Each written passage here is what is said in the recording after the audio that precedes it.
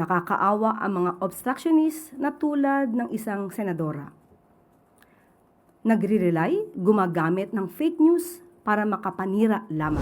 Ano po ang reaksyon ng Malacanang sa naging pahayag ni Senator Amy Marcos na ang administrasyon ay tulog at lasing sa kapangyarihan at tila nawawala na po yung focus ng administration sa mga mahahalagang issue? Napanood po natin mismo, personal, ang nasabing pagsasalita at pagtatalumpati ni Senator Amy Marcos sa INC rally kagabi. At ito po ang komento ng PCO bilang kumakalaban at lumalaban sa fake news. Namutawi kay Senator Amy Marcos ang mga salitang magpapaigting ng galit sa gobyerno. Ang paninira sa Pangulo at sa gobyernong ito. Nakakaawa ang mga obstructionist na tulad ng isang senadora.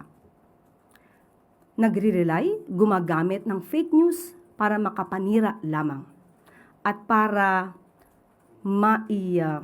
kalat ang mga ganitong klaseng maling impormasyon. Pero mas nakakaawa ang mga taong pumalakpak habang nakikinig kay Senator Amy Marcos. Dahil malamang hindi nila alam na ang mga sinasabi ni Senator Amy Marcos ay mga kwentong walang basihan.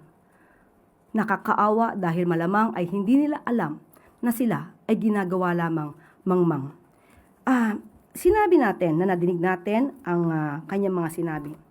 Ang unang-una yung bilanggit ay wala daw pakialam ang gobyernong ito. At may binanggit pa siya tungkol sa paggamit ng illegal na droga ang gobyernong ito. Pero ang tanong natin, ngayon ay sigasig ni Senator Amy Marcos na manira sa gobyerno. Samantalang 2019 siya ay senadora na. 2016 siya naman yata ay gobernador. At kilala naman niya ang dating Pangulong Duterte. Nalaman din naman niya na nang umamin ang dating Pangulong Duterte sa paggamit ng illegal na droga. Pinaghandaan po natin talaga ito para maipakita natin kung sino ba talaga ang gumagamit ng illegal na droga sa panahon na siya ay Pangulo na. Pero sa mga pag-amin na ito ni dating Pangulong Duterte, tumahimik siya at wala siyang anumang pintas. Maliban pa dyan, bakit natin sinasabi na walang basihan ang kanyang mga sinasabi? Dahil pinag-iigting niya ang galit sa mga farmers at mga mangingisda na mga kababayan natin at sinasabing walang tulong na pinapaabot ang gobyerno. Hindi natin alam kung Senator Amy ay bulag, nagbubulag-bulagan o talagang pinipikit lamang niya ang mata niya sa katotohanan para magamit siya sa paninira sa gobyernong ito. Marami na po ang naipaabot na tulong ang ating gobyerno, lalong-lalo na sa ating mga magsasaka at sa mga mangingisda. Ilan lamang ito sa ibibigay ko sa inyo na mga ebidensya. June 30, 2026, 186 Pangasinan fisherfolk received livelihood grants. Bago lamang po ito. So nakakataka kung bakit hindi po yata updated si Senator Amy Marcos sa mga pangyayari, sa mga programa ng gobyerno. At April 12, 2026, PBBM strengthens support for farmers and fisherfolk. So ano po ang kanyang basihan sa pagsasabing hindi tumutulong ang gobyerno sa mga magsasaka at sa mga mangingisda natin? At ito pa po, June 12, 2026, PBBM Food Assistance Program reaches 703 Camiguin farmers, fisherfolk.